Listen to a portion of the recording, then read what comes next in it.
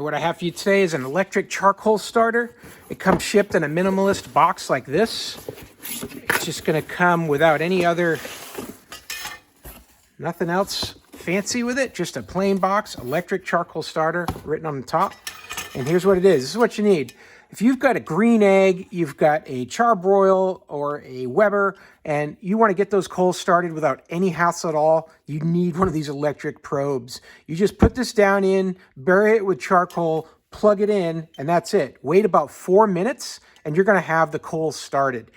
Don't go much longer than that because it gets hot quick, and there's some plastic components on these devices that you don't want to hurt it. You don't want to get this insides here damaged, so this will last you quite some time. I had one of these that I left in the green egg for far too long, but this protective shield here definitely did help because it still worked. It lasted me for another couple years. This has got Stanbroil marked here on the you can just faintly read that here on this shield. It's got some other warnings and some information as well. But bottom line, this particular design from Stanbroil has lasted me the longest. I use this thing all the time. It's very reliable. Some of the cheaper ones, they just don't hold up. So I definitely would recommend this one.